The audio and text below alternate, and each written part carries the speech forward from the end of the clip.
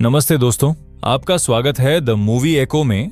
आज हम 2015 की हैकिंग थीम पर आधारित मिस्टर रोबोट नाम की वेब सीरीज की पहले सीजन को एक्सप्लेन करेंगे। इस सीरीज में हैकिंग को बहुत ही अच्छी तरह से दिखाया गया है और अगर आपको हैकिंग पसंद है तो यह वीडियो आपको जरूर पसंद आएगी। और दोस्तों, कहानी काफी मजेदार होने वाली है, तो वीडियो को आखिर तक जरूर देखिएगा। और दोस्तों, वीडियो पर लाइक, कमेंट और चैनल पर नए हैं तो सब्सक्राइब करना मत भूलिएगा।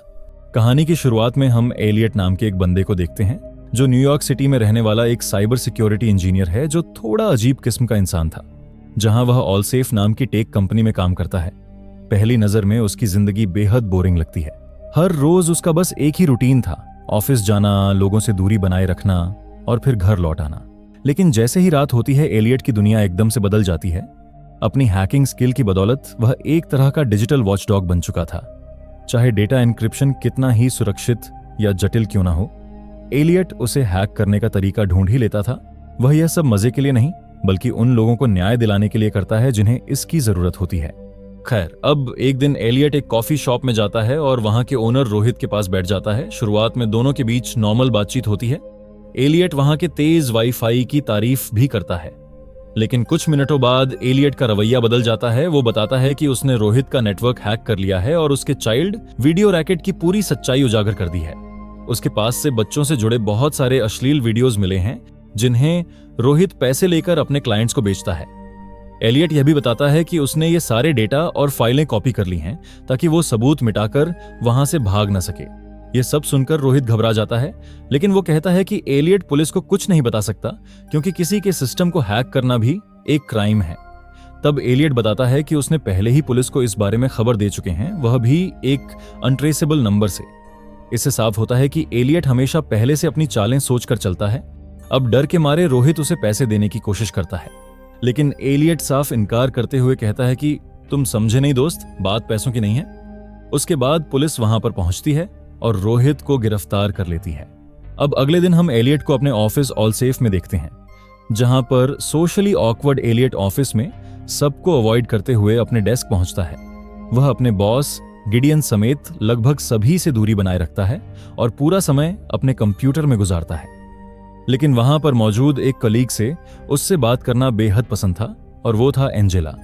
दोनों बचपन के दोस्त हैं और कई सालों से एक दूसरे के काफी करीब हैं।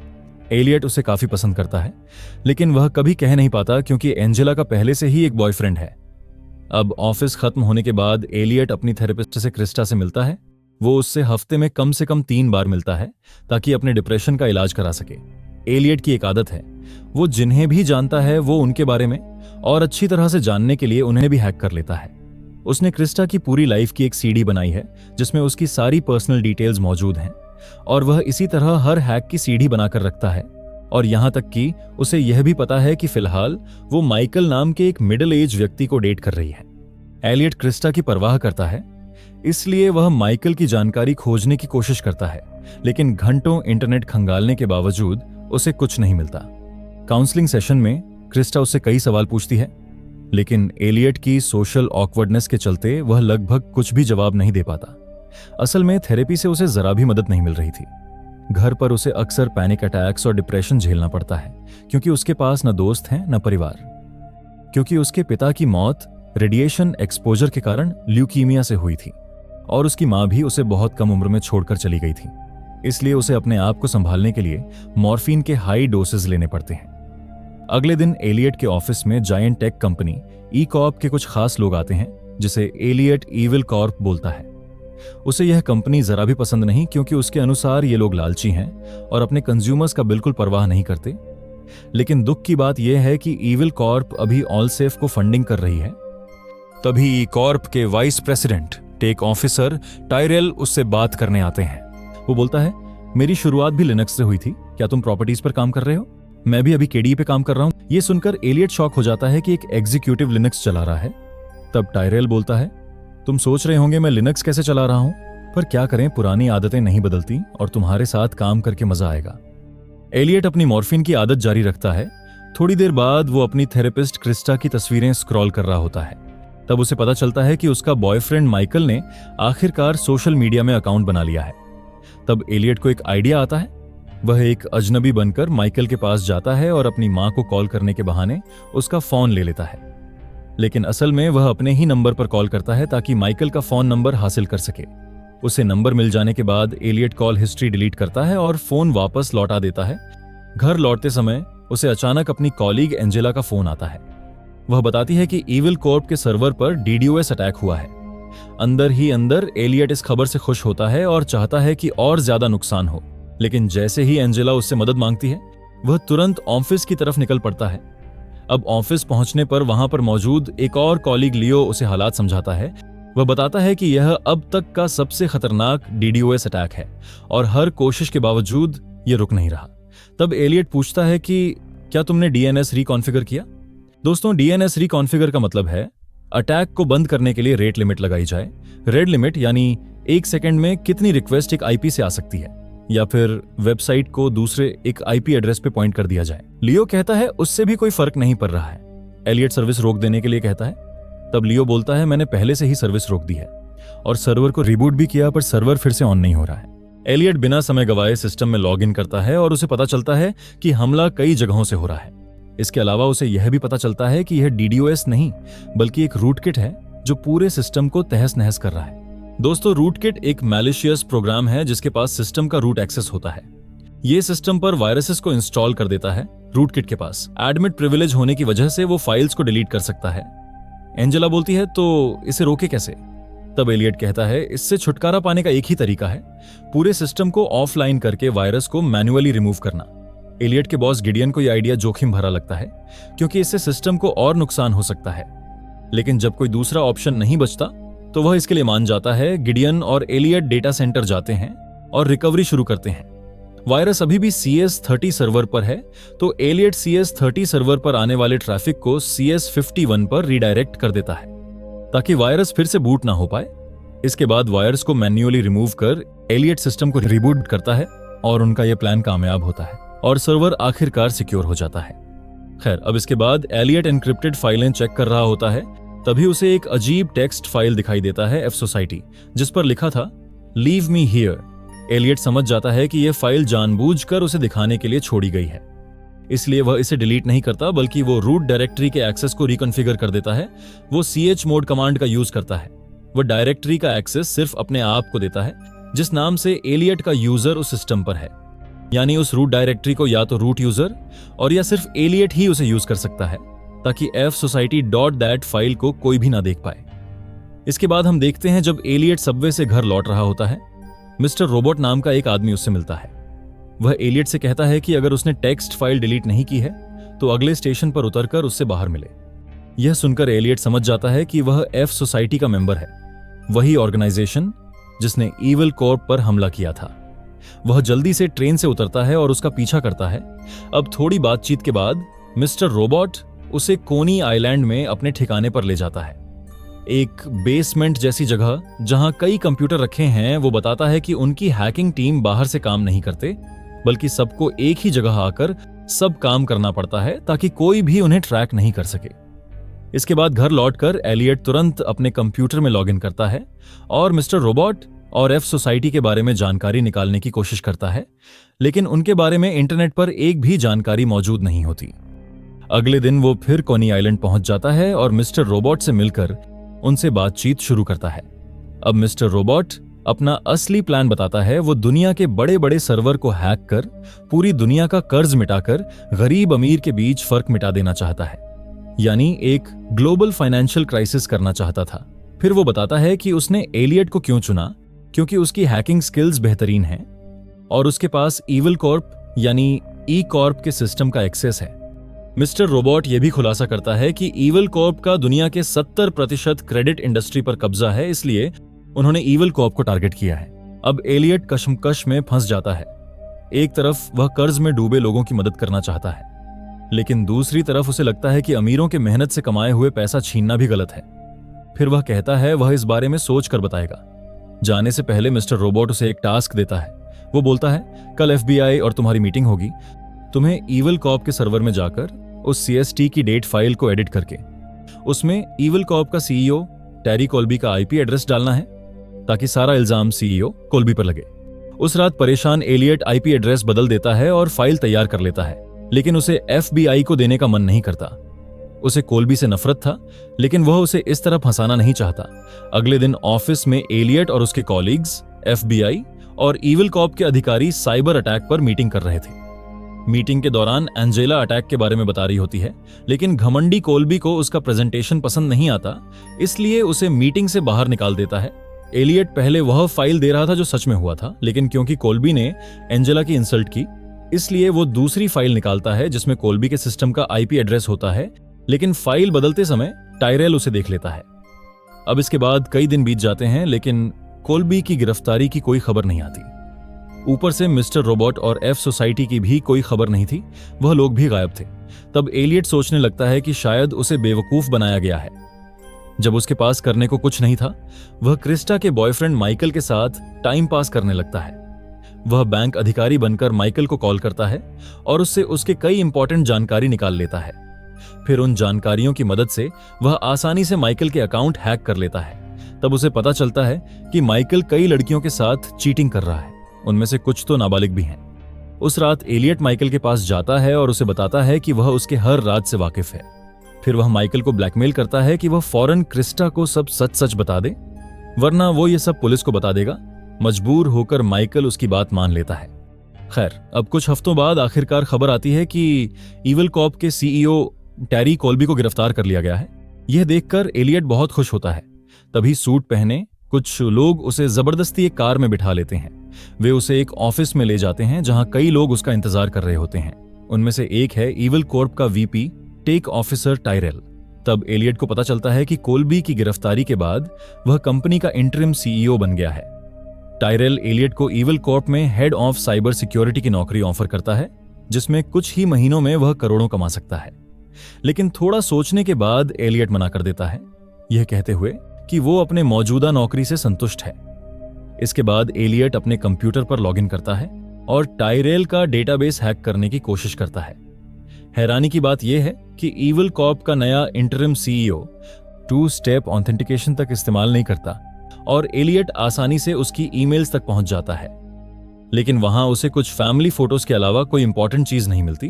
तभी एलियट को एहसास होता है कि टायरेल चाहता ही था कि वह उसे हैक कर उसके डेटा में घुसे। वह फौरन अपने फोन की सिम और मेमोरी कार्ड माइक्रोवेव में डालकर डिस्ट्रॉय कर देता है ताकि उसका कोई ट्रेस ना मिले, और कंप्यूटर की हार्ड डिस्क और बायोस भी डिस्ट्रॉय कर देता है। अगले दिन ऑफिस में गिडियन एलियट को अपने केबिन में बुलाता है और एफ सोसाइटी द्वारा रिलीज किया गया एक नया वीडियो दिखाता है। वीडियो में मास्क पहने एक आदमी हाल में इविल कॉप में हुए साइबर अटैक की जिम्मेदारी लेता है और कोल्बी को रिहा करने की मांग करता है, नहीं तो वो लोग इविल कॉर्प पर एक और साइबर अटैक कर उसको बर्बाद करने की बात कहता है। वीडियो देखकर एलियट को एक बार फिर लगता है कि शायद उसके साथ धोखा हुआ है। अब घर लौटकर वह परेशान होता है और तभी उसे अपने बाथरूम में किसी की मौजूदगी का एहसास होता है। अंदर झांकने पर उसे डार्लिन नाम की एक लड़की दिखाई देती है जो एफ सोसाइटी की ही एक मेंबर है। वह उसे अगले मिशन के लिए अपने साथ चलने को कहती है। एलियट को लगता है कि वह कानून के खिलाफ जा रहा है और कभी भी पकड़ा जा सकता है, लेकिन फिर उसे एहसास होता है कि वो एफ सोसाइटी के बारे में और ज्यादा जानकारी हासिल कर उन्हें दुनिया के सामने एक्सपोज कर सकता है। इसीलिए वह डार्लिन के साथ जाने के लिए तैयार हो जाता है। अब उनके ठिकाने पर पहुंचकर एलियट एफ सोसाइटी की टीम से मिलता है और मिस्टर रोबोट से बात करता है। वो उसे उनके प्लान के नेक्स्ट स्टेप के बारे में बताता है, जो था एलियट को स्टील माउंटेन के एक गैस प्लांट को उड़ाना होगा जो इविल कॉप के of site data storage facility के पास मौजूद है। इससे चाइना में ट्रांसफर होने वाला सारा डेटा मिट जाएगा और उनका रेवोल्यूशन शुरू हो जाएगा। लेकिन प्लान भले ही दिलचस्प हो, लेकिन इसमें लोगों के जान जाने का खतरा था। इसी कारण एलियट इससे दूर रहने का फैसला करता है। लेकिन सबवे में सफर करते हुए उसे एहसास होता है कि वह एफ सोसाइटी से बच नहीं सकता। वह अब खुद भी उसी का हिस्सा बन चुका है। अब इन सब का असर उसकी मानसिक स्थिति पर पड़ने लगता है और वह अपनी मॉर्फिन का डोसेज बढ़ाने का फैसला करता है। वह अपनी पड़ोसी और ड्रग सप्लायर शायला के घर जाता है, लेकिन वहां उसे फर्नांडो नाम का एक ड्रग डीलर मिलता है। फर्नांडो ही शायला को ड्रग सप्लाई करता है और जिसकी वजह से एलियट को भी मॉर्फिन मिलता रहता है। फर्नांडो के जाने के बाद एलियट घर के अंदर जाता है और देखता है कि शायला बाथरूम में बेहोश पड़ी है। एलियट शायला को समझाता है कि उसे पुलिस में कंप्लेंट करनी चाहिए ताकि वह जिस अत्याचार से गुजर रही है उससे छुटकारा पा सके। लेकिन शायला यह कहते हुए मना कर देती है कि फर्नांडो उसे बहुत अच्छे डील्स देता है। यह सुनकर एलियट को काफी गुस्सा आता है और वो खुद ही कदम उठाने का फैसला करता है।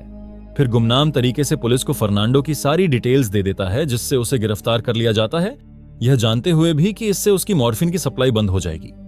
दूसरी ओर एंजेला और उसका बॉयफ्रेंड ऑली सड़क पर चल रहा होता है जब एक अजनबी उन्हें एक सीडी थमा देता है और कहता है कि यह उसकी नई मिक्सटैप है।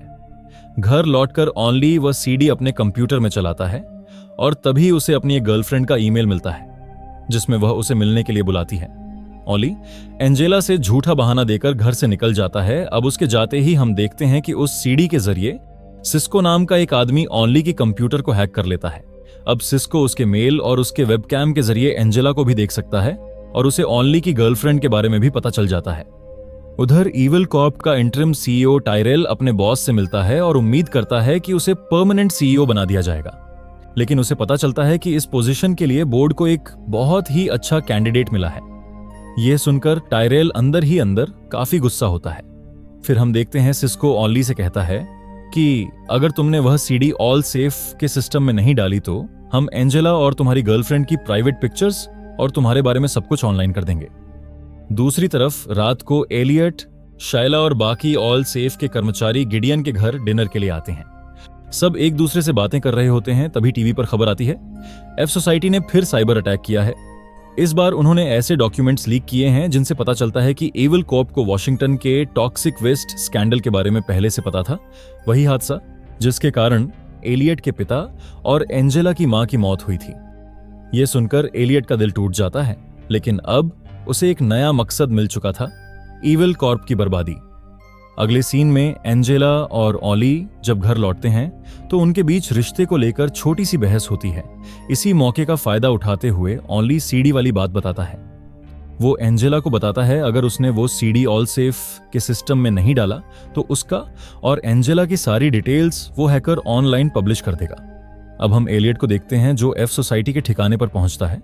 वो स्टील माउंटेन के डेटा को डिस्ट्रॉय करने का एक और तरीका बताता है जिसमें किसी को भी कोई नुकसान नहीं होगा। वो कहता है steel mountain linear tape open standard 9 use कर रहा है जिसका टेम्परेचर वैल्यू 61 से 95 है। लीनियर टेप खास तौर पर डेटा बैकअप के लिए डिजाइन किए गए हैं क्योंकि ये हाई टेम्परेचर झेल सकता है और इनका लाइफ स्पैन 10 से 20 साल तक होता है। हालांकि इनका इस्तेमाल लिमिटेड होता है, इसलिए डेटा स्टोर करने के बाद इन्हें ड्राइव से डिस्कनेक्ट कर दिया जाता है और इसे लार्ज डेटा स्टोरेज कंपनियां यूज करती हैं। फिर एलियट सबको बोलता है अगर टेम्परेचर 90 से ज्यादा हो जाए तो पॉलीथीन नरम हो जाएगी और फिर उस पर राइट डेटा नष्ट हो जाएगी। वह एक सर्किट बोर्ड भी दिखाता है और कहता है हम लोग इसे स्टील माउंटेन में थर्मोस्टेट के पीछे लगा देंगे और ये एसिमेट्रिक बैकडोर बना देगा जिससे हम स्टील माउंटेन के सर्वर में एक वर्चुअल प्राइवेट नेटवर्क बना सकते हैं। दोस्तों, एसिमेट्रिक बैनर उसे कहते हैं जो पब्लिकली एक्सेसिबल होता है, यानी उस बैकडोर को देख तो सब सकते हैं लेकिन उसे कोई एक्सेस नहीं कर सकता। उसे एक्सेस वही कर सकता है जिसने वो बैकडोर बनाया हो। यह पूरी तरह से इनक्रिप्टेड रहता है।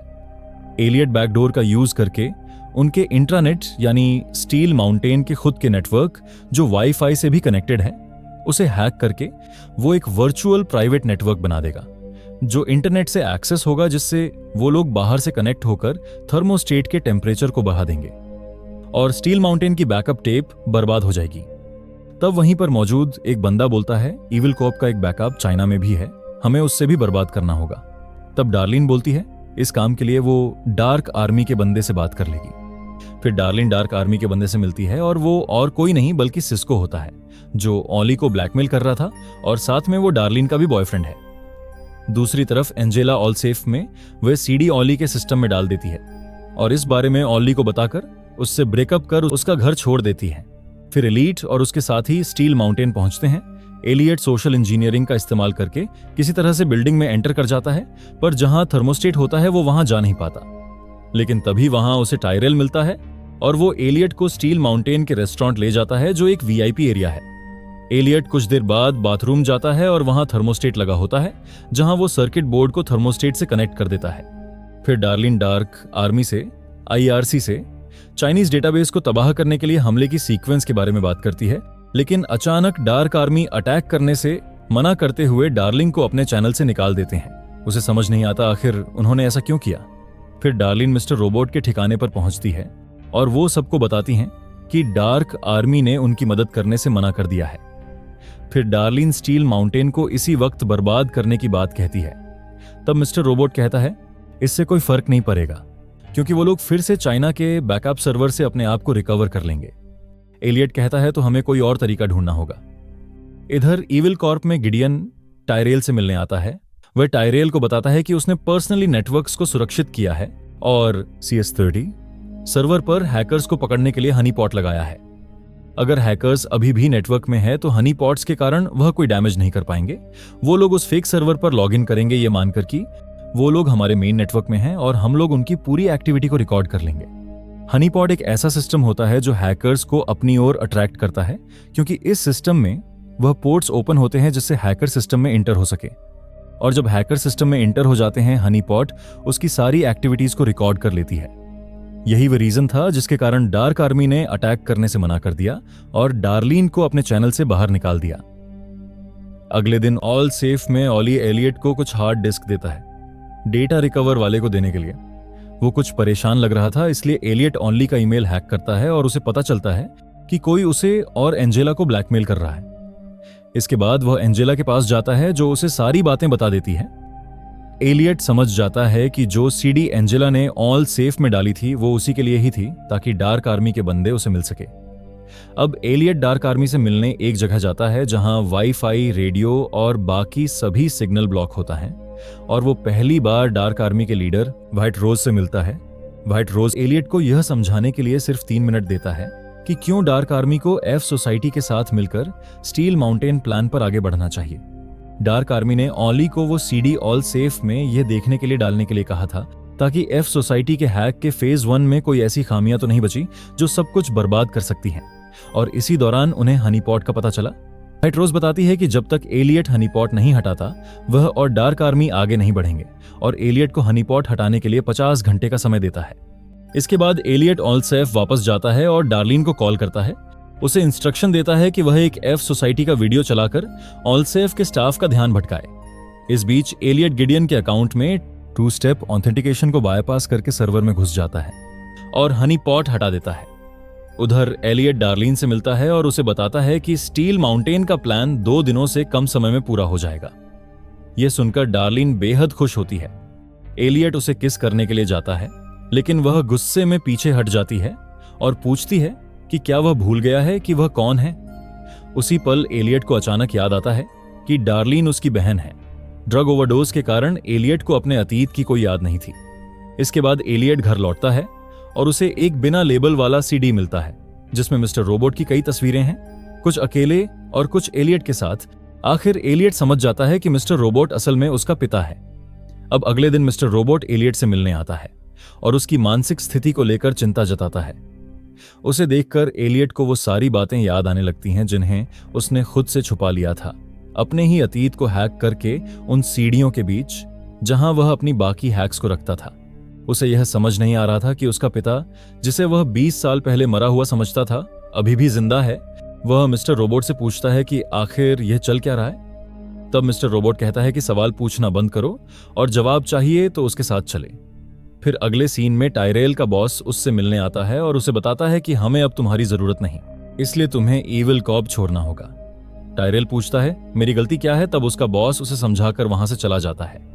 इसके बाद एलियट और मिस्टर रोबोट पास के ग्रेवयार्ड पहुंचते हैं और कुछ देर बाद डार्लिन और एंजेला भी एलियट को ढूंढते हुए वहां पहुंचती हैं। डार्लिन पूछती है कि वो किससे बात कर रहा था, और जब एलियट बगल में देखता है तो उसे अपने पिता की कब्र दिखाई देती है, यह साबित करते हुए कि वह अब तक अपने पिता को लेकर भ्रम का शिकार था। अब घर पहुंचते ही डार्लिन उसे समझाने की कोशिश करती है कि यह पूरा प्लान उसी का बनाया हुआ है और यह सब बिल्कुल रियल है। थोड़ी देर बाद डार्लिन एलियट की दवाइयां लेने बाहर जाती है और तभी टायरेल अंदर आ जाता है। वो कहता है कि वह एफ सोसाइटी के बारे में सब कुछ जानता है। जो एलियट ही चला रहा है वो उनकी पूरे प्लान की जानकारी चाहता है, इसलिए एलियट उसे एफ सोसाइटी के हेडक्वार्टर ले जाता है। लेकिन एलियट जानबूझकर उससे झूठ बोलता है कि पूरा काम वही अकेला कर रहा है। अब टायरेल भी उसके साथ मिलकर काम करने का फैसला करता है।